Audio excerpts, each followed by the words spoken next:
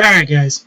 We know that after 9/11, every basic large organization started pooling experts in computer science and basically started running algorithms to predict the next 9/11 and to predict even how through the stock markets they could predict, the next terrorist attack or the next financial crisis, and basically bring about the algorithms of our daily reality.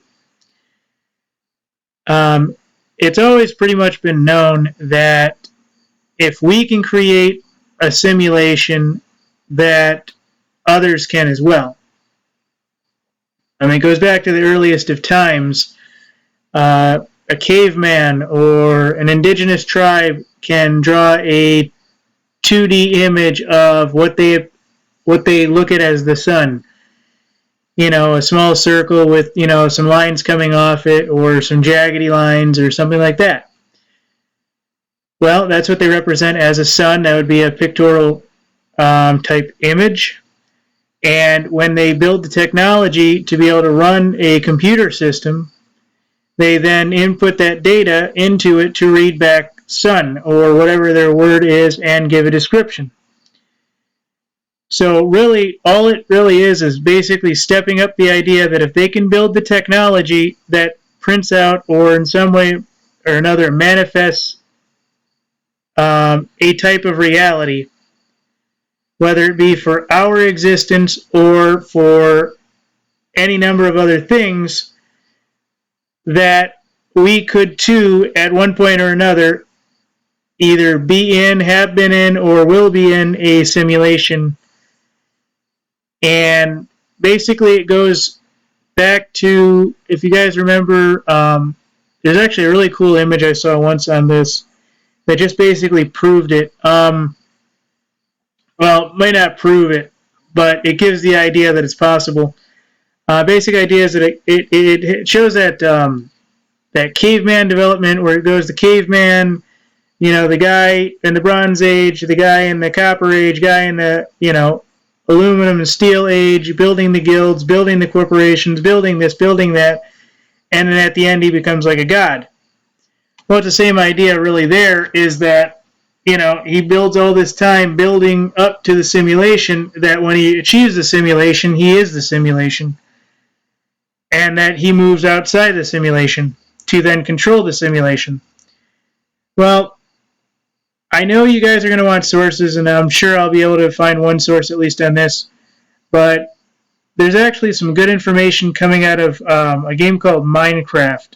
And this is actually a really awesome game for developers because they're doing with it what they didn't think was possible with these, 64-bit type environments, and people are doing a lot more than just creating images with, horrible colored blocks and stuff. They're actually creating computer systems inside the game itself, and they're able to save data. They're able to do all kinds of things inside this computer game that they're not able to do in Doom.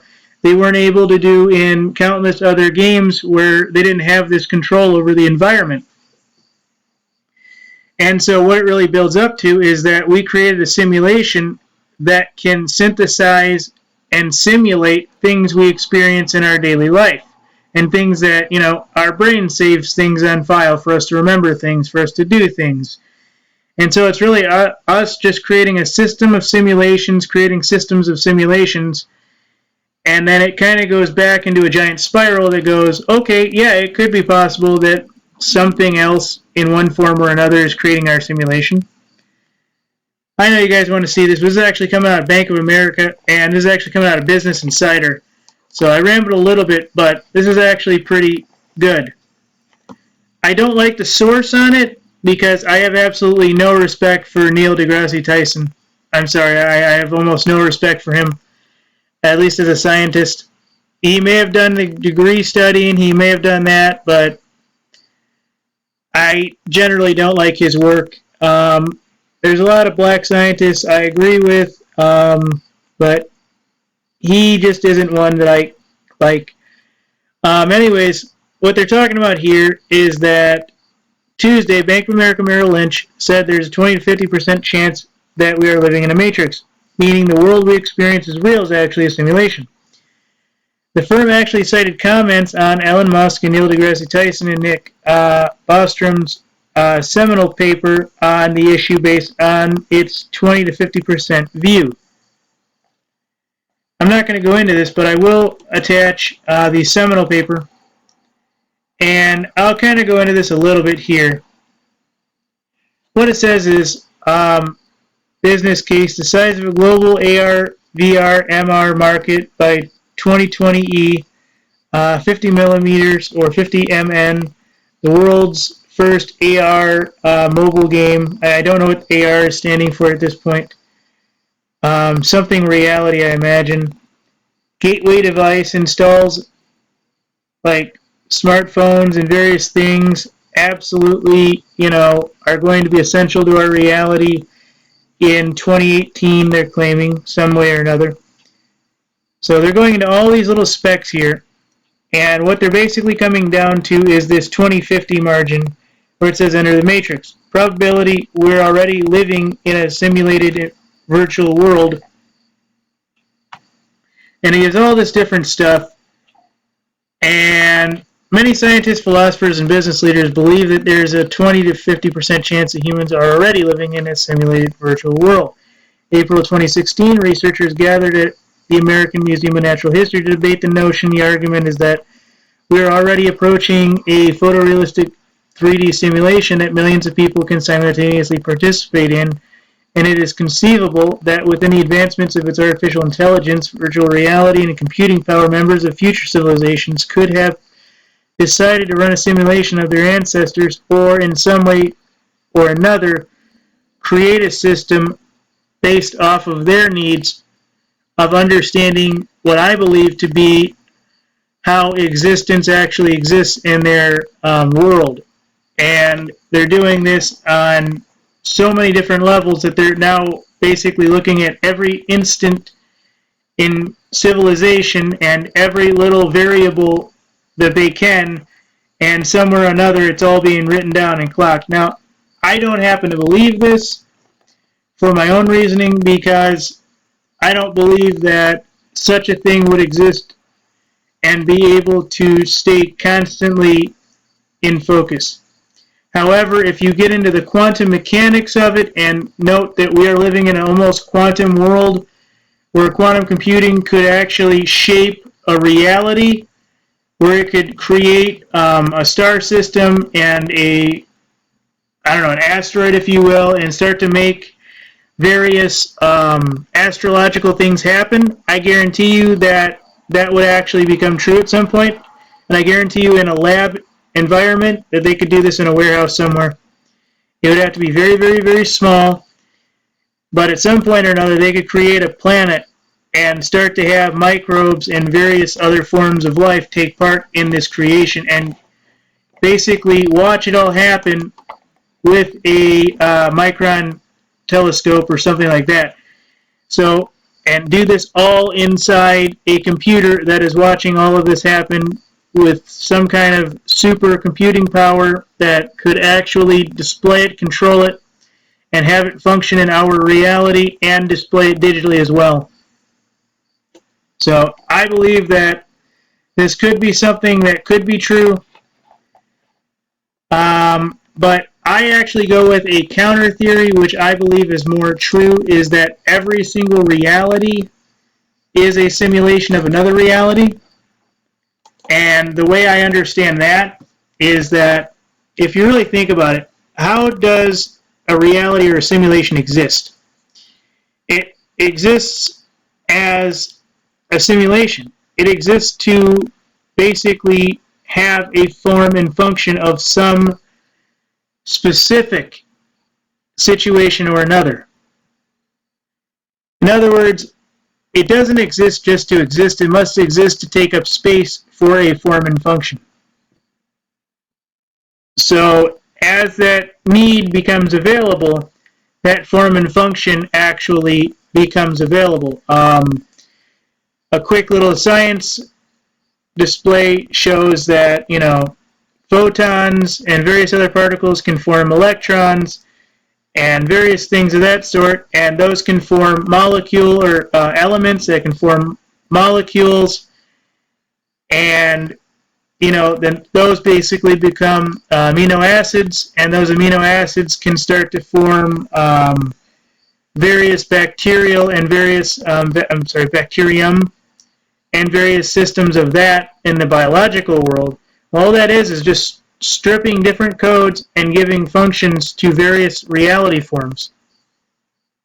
So I guarantee you we could do that in a computer lab and tell a computer to make those same things happen. And in a controlled lab environment, that computer could, with the right electromagnets, with the right tools, already form that reality into form and function. And that would actually be run as a simulation. That goes back to my idea of having the computer, basically make a mini star, or, I don't know, some kind of giant light, whatever you want to call it, in like a hadron collider, and then toss a rock in there and see, if life would start to develop as a planet or something like that. I imagine this has already been done 1,000 times in 1,000 situations, and everybody finds out, yeah, that is true to some point or another. But the problem is you would have so many uncalculatable scenarios, you would actually strip it of its variables, of its probability, by saying, okay, well, we need it to have an oxygen environment. We need it to have a nitrogen-oxygen environment. No, we need a little bit more carbon. We need a little bit more of this. We need a little bit more of that.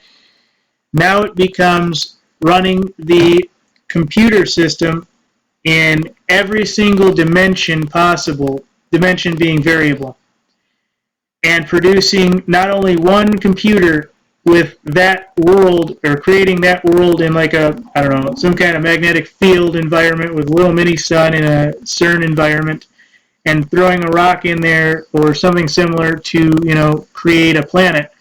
Now you have thousands upon thousands upon thousands, including just about every probability you can, to where that becomes a different reality, so you know every form and function. Well, at some point or another, if you do that, you would actually create, hopefully, actual living entities, which we know we could do through the biology, and that if you code the DNA right, or code the molecules into DNA, it would then become the 3D wrap and form up molecule, or bacterium, and various other life forms. And then at some point or another, in one or two out of hundreds of millions, you'll find those guys basically starting to grow into organized beings that actually do something. And now at some point or another, you have a matrix type environment. So it isn't so hard to believe that it would be possible. It would just be at a point where you kind of go, if there was one bit of power out of the way, if there was one solution out of existence, if any number of things happened, all of those quote-unquote planets, universes, simulations, etc. would end in an instant. And they would have to be restarted or refabricated from that start point. And you kind of go, there would be almost no way for anything to exist simultaneously unless there was a way to continue that reality or that simulation along an almost pre-existing line. So that's why I believe that everything is a simulation, and that everything we experience in a reality is a simulation, because it's a simulation of all variables in existence. Doesn't mean that it's some alien civilization or some simulation that is foreign. It can be completely real, based on the laws and everything that go down to the various electrons and the various microbial biological works and the physics thereof. But at some point you have to realize that if you even ran this simulation for 100 million years, that at some point or another it would have to go down, at one point or another. So you would have to have a way to basically continue it almost simultaneously on another simulation. And that's what everybody's coming to, is that there doesn't seem to be an end point but there doesn't really seem to be a beginning either.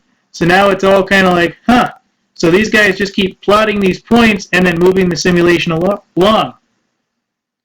Well, that's what happens in any reality. You kind of cope with what the disaster was, whether it be a power plant shutdown or something else, and that information doesn't end.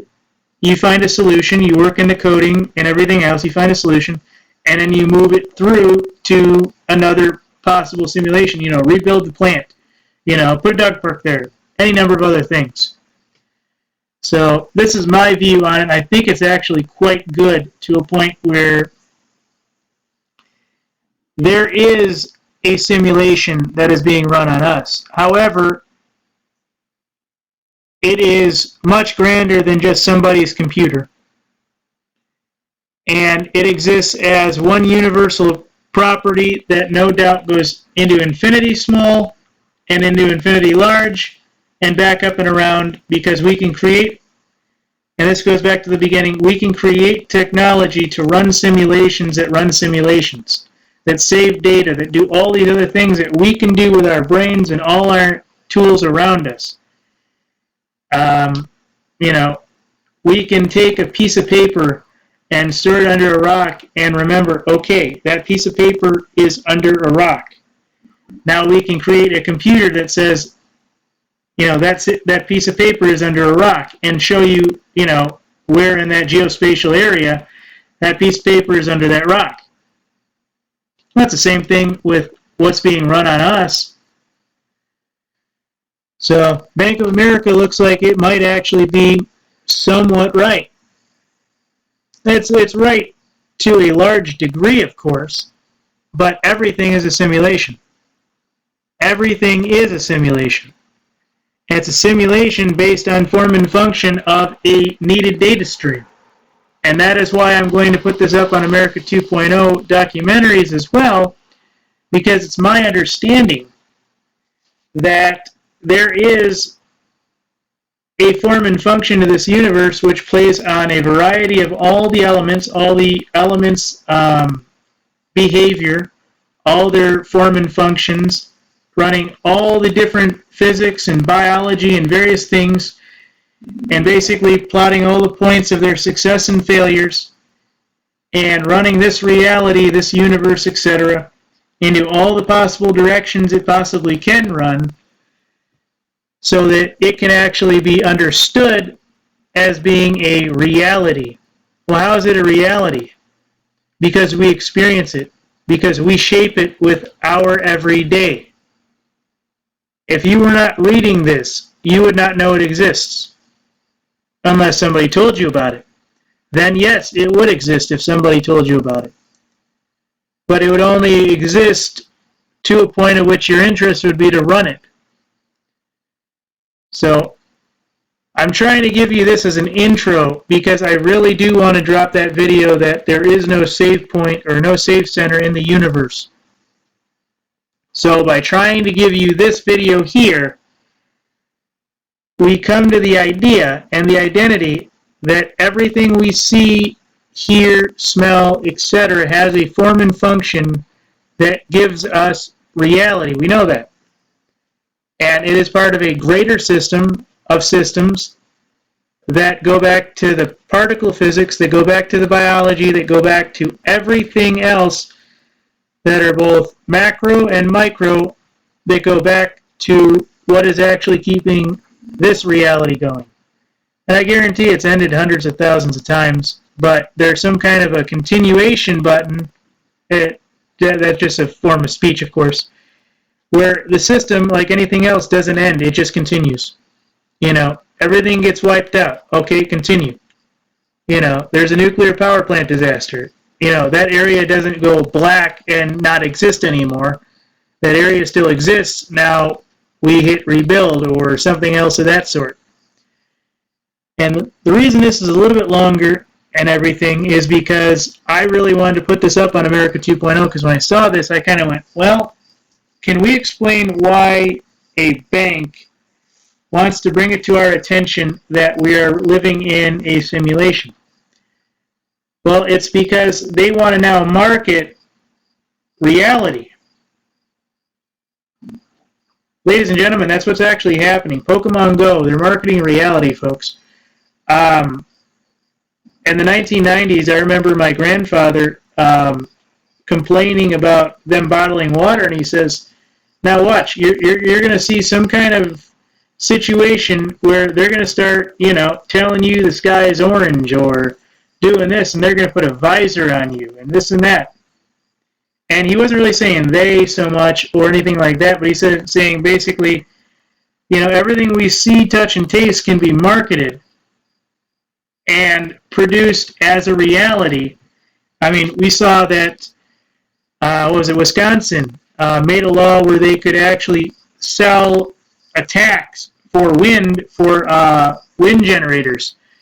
And they can't literally own the wind, but the people in Wisconsin said, well, yes, we can. And places like Nestle said, well, the water really isn't ours, but yes, we can market it. Yes, we can keep it in pools underground where we, drain it from the forest and all the natural areas in California and keep it underground or wherever in the hell they're keeping it. All these things are actually happening. And we're going, that can't be right. There's no way that can actually happen. But we see it every day, and we're starting to see more and more of this part where the reality is starting to change. And it's no more about that is natural and that is technology. It's starting to be, well, holy crap. Now Bank of America is talking about the chance we might be living in a simulation so that they can push technologies that basically probably put you in a simulation. Now, we see this all the time. I mean, this doesn't mean they're going to drug induce you or nothing. It just means that, the militaries around the world are pushing simulation technology, have been for 30, 40, 50 years, just becoming better. Every type of situation is pushing more VR training. They're pushing more everything into technology where everything becomes, the basis for our reality. And basically a simulation becomes a basis for a simulation. Becomes a basis for a simulation that becomes micro and macro to our everyday existence. And the way that this actually works, and I'll stop at about, you won't see it, but I'm looking at my frames encoded. I'll stop at about 40, hopefully I can get to 41,000 frames. And then I can put this out as an actual documentary for America 2.0 documentaries as well. So I'm going to show you this one more time to show you that this actually happened. So there was a 2003 paper which everybody started to kind of go, yeah, this is kind of true. And if the banks, ladies and gentlemen, are starting to look at reality as, okay, well, our reality could be false, so we can market better ones. Now you got the avatars that can be sold, where people that don't look so great can walk around with avatars and, be sexualized dynamos, and they can experience the pleasures of a human robotic interface with, people who look amazing or something along that line. That technology would be 100 years in the future, but the very fact that we have, we had phone sex back then, which probably was very old, probably 1800s, if that. Now we have video sex, and now we'd have, and then that would lead to virtual sex and virtual porn, and then from that point on, you would have an interface that would actually be instantaneous, which would bring the two realities together, and from that interface, you would have something like the the avatars and the avatar bodies. And I'm not talking about the Cameron version. I'm talking about just robotic realities where you can sit in a pod somewhere and control a robot or something off, in another environment, basically a drone type situation. And that's why we're leading up to the drone technology, because the drone technology goes into the avatar technology, which means that becomes where our security robots and stuff, where those big mechs in the old 90s Japanese stuff become a reality, and like the big monster mechs that come out of Alien and various other things. So they're starting to market our reality now. Now they can begin to start selling our reality. Well, if they tell us that everything we are living is a simulation, then in that reality, then it is. So then basically at that point, everything we own, everything we are, every limb, every organ is now null and void and under their control. And they can buy and sell us like cattle, where they can stick holes in us, cut limbs off, and do everything they want. And they can say, don't worry, it's just a simulation. It hurts, but it's just a simulation. And at some point, they can sell entire industries to market this. And this is why Bank of America is starting to go, that sounds like we have a $1 billion market coming. No, it's $1 trillion. No, it's $1 quadrillion. If we can move the phone technology up to where it encompasses our daily lives, which it already has to some degree or another, now we walk around with the internet wired, daily and everything else. Now we experience everything through the internet or through some kind of simulated reality interface. Now we have more and more of this and that. Now we have developed the simulation within the simulation within the simulation within the simulation. And now it just goes back and forth into a circle and a spiral. And at that point, civilizations come and go that create their own simulation within simulations. And this is what it's basically leading to. You see all the VR stuff. You see Pokemon Go. You see how many criminals were made in Pokemon Go. How many people have actually died because of Nintendo's app by itself.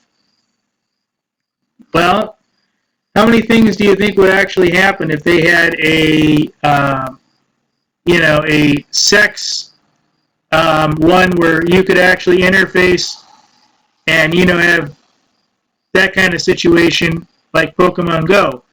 Or have a, any type of reality you really want. I mean, basically at this point, any industry you want to become, any type of job you want, your phone interface would now give you that reality. Now you're going into various science fiction realities where they're implanting realities before you, and now you can go through your daily life experiencing that reality rather than just experiencing the simulation. Now you're experiencing it as a reality. And the difference would be whether or not you grew up with the simulation, or whether or not you grew up simultaneously separate from the simulation. So I don't have a lot of sources for you with this one, but this is just a common sense situation that if we exist here and we view everything as an existence or a reality, and we have created calculations and calculatable systems which can view the reality and see it as a simulation, run it as a simulation, and bring data back that tells us about our simulation, now and only now, and obviously in the future and in the past, we can create systems which bring about that reality. Now you're talking about all the Tesla technologies can now be made by a computer rather than somebody who is, 40,000 times smarter than the average engineer or mechanic. Now you're talking about entire networks of computer systems that will be running simulations that are essentially at one point or another nearly gods in our creation to form up simulations to run our environment for us. So I'm bringing you this to really say that if Bank of America is really talking about whether or not we live in a simulation, it's because they now have reached a point where the technology has come to their attention that they can now run simulations as realities and market that experience. And we have reached that point in technology. Can you imagine, and I remember this being in an episode of Sliders in the 1990s, an entire world where a single company took over and they sold VR headsets. And basically, whatever you wanted to do, that's what you were doing in that reality, but you weren't doing it in this reality. So you would have all kinds of people plugged in who, if they were plugged in from birth or thereabouts, they didn't know how to form and function without that and didn't even understand what it was to not have that simulation up and running. And I'm telling you, that's how the future will probably be, that VR and technology will be interfaced to such a vivid way that it will actually create our reality as we experience it, instead of us just experiencing our reality from how we experience it. So it'll be very interesting to see why Bank of America and these large companies want to actually now come out and say, well, we just live in a simulation, it's okay.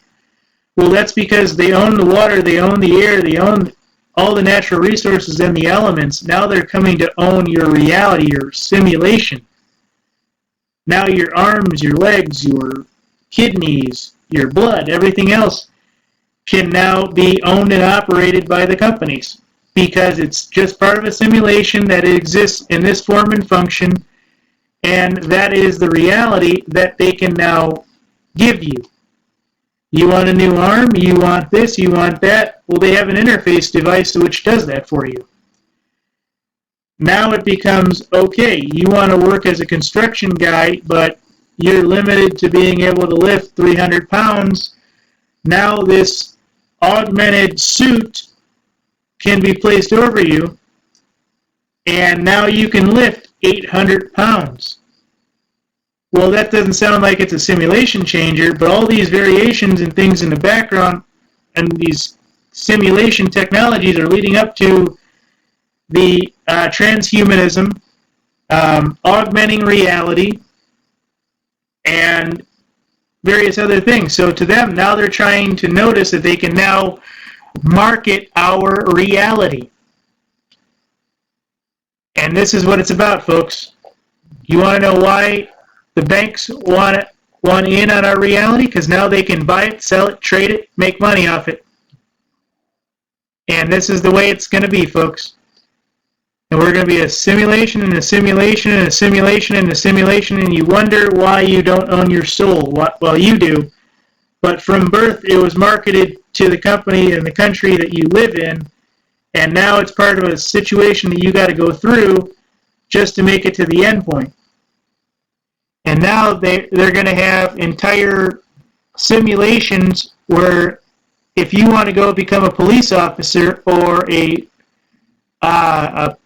soldier or a priest or a grocery store attendant or any number of other things, you're going to have to do, say, 100 hours in some kind of a VR environment before they even give you the job. You're going to have to go in there and, start it up, and, you're going to have to go from your car to the store or to your work, walk in, check in, do everything necessary, and now you're a bag person in virtual reality just to get the job. And then, in a half hour to an hour, the visor is pulled down, they give you your results, and they say, all right, well, you're hired. And it's just the way it's going to be. At some point or another, ladies and gentlemen, it's all going to be interfaced. And it's just going to create the singularity, and once the singularity is controlled, or is able to be achieved, then we can build everything within our reality at a moment's guess, at a moment's understanding. And that goes back to the We Are Life video that I really, really, really do love. And I won't go into that because that's a little bit more in terms of how I present